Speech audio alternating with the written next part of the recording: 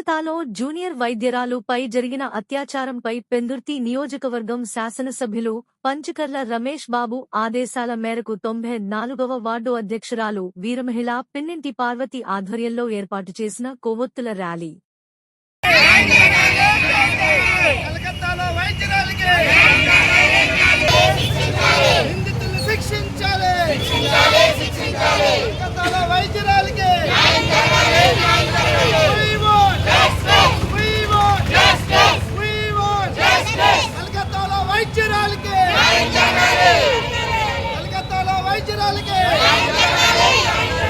నిందితుల్ని వెంటనే శిక్షించాలి.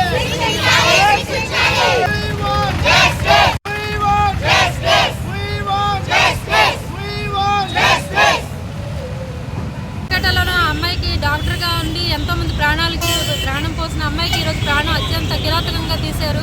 ఇలాంటి దుర్ఘటనకి ఎక్కడా జరగకుండా ఇప్పుడు ఎవరైతే నిందితులు ఉన్నారో వాళ్ళకి కఠినంగా శిక్షించి వాళ్ళకి కూడా ఆడపిల్లలను టచ్ చేస్తే ఎంత ప్రమాదకరంగా ఉంటుందన్నది ప్రాణభయం పెట్టాలండి. వాళ్ళకి కూడా ఇలా బహిరంగంగా అందరూ చూస్తుండగా వాళ్ళకి ప్రాణం తీసి ఇంకొకటి ఇలా చేయాలంటే కూడా దాన్ని చూసి భయపడేలా చేయాలి.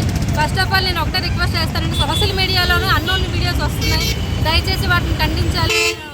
మనస్ఫూర్తిగా చెప్తున్నానండి. ఇది ఏంటంటే ఒక పార్టీకి అతీతంగా అందరూ కలిపి ముందుకొచ్చి పోరాడి దీని గురించి ఫైట్ చేయాలని నేను చెప్తున్నాను.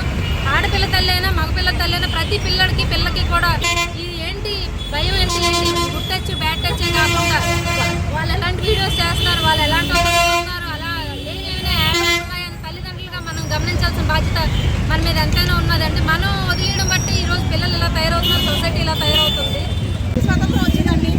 ఆడపిల్ల అర్ధరాత్రి ఒంటరిగా నడవలేని స్థితిలో, అది కూడా ఒక డాక్టర్ అంటే ఎవరు, దేవుడి తర్వాత దేవుడిగా పూజించే ఒక వ్యక్తి. అలాంటి అమ్మాయి మీద అగాత్యం జరగడం చాలా శోచనీయమండి. సగటున మన భారతదేశంలో రోజుకి 800 అత్యాచారాలు జరుగుతున్నాయంట. ఎంతవరకు బయటకు వస్తున్నాయి అవి? ఎంతమందిని మనం ప్రొటెక్ట్ చేయగలుగుతున్నాం?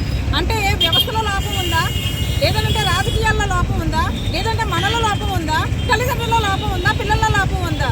ఈ వ్యవస్థను మనం అందరం మార్చాలనంటే మన అందరం కూడా సంఘటితం కావాలండి. ప్రత్యేకంగా తల్లిదండ్రులు. ఎందుకంటే బ్యాడ్ టచ్ గుడ్ టచ్ అంటారు, కానీ అమ్మాయికి ఎందుకు చెప్పాలి బ్యాడ్ టచ్ గుడ్ టచ్ అని? అబ్బాయికి ఎందుకు చెప్పకూడదు? నువ్వు ఒక అమ్మాయితో నువ్వు ఎలా ప్రవర్తించాలా అని అబ్బాయికి చిన్నప్పటి నుండి నేర్పిస్తూ ఉంటే ఆ అబ్బాయికి ఒక అమ్మాయి మీద ఇలాంటి అఘాయిత్యం చెయ్యాలి అని అంటే భయపడాలండి. చట్టాలు కూడా ఎవరికి చుట్టాలు కాదు.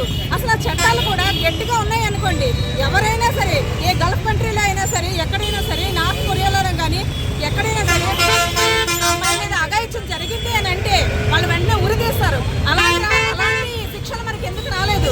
ఒక మనిషి రేప్ చేస్తాడు, 2 నెలల్లో మళ్ళీ బెయిల్ మీద బయటకు వస్తాడు, మళ్ళీ అంటే వాడికి నేర చరిత్ర అన్నది అలవాటు అయిపోయింది అనమాట.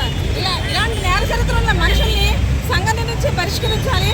ప్లస్ ఏంటంటే ఉరి తీసేస్తే వెంటనే శిక్ష అయిపోతుంది కాదు, ఉరి తీసేయడం కాదు, వాడిని కూడా చిత్రహింసలకు పెట్టి వాడు నరకం చూపించి చంపితే కరెక్ట్గా ఇంకొకటి ఎవరు చేయరు. అది లైవ్లో చూపించాలండి. ప్రత్యేకంగా ఒక అమ్మాయి మీద చేస్తే వాడికి పీక కట్ అవుతుందని ఉద్దేశం చూపించారనంటే ఖచ్చితంగా అలాంటి చట్టాలు తీసుకొస్తే మాత్రం జనాలందరూ భయపడతారు. ఒక ఆడపిల్లకి తల్లిగా నేను చెప్తున్నానండి, ఒక అమ్మాయి నేను బయటికి పంపించాను అని అంటే ఆ అమ్మాయి కాలేజ్ నుంచి ఇంటికి వచ్చేట వరకు కూడా గుండెలు దెబ్బ ఉంటుంది.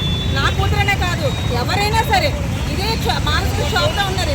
ఉదయం లేచిన దగ్గర నుండి సాయంత్రం వరకు ఇదే మానసిక షాప్ ఉన్నామనంటే మన పిల్లల్ని ఇంక చదివించగలమా?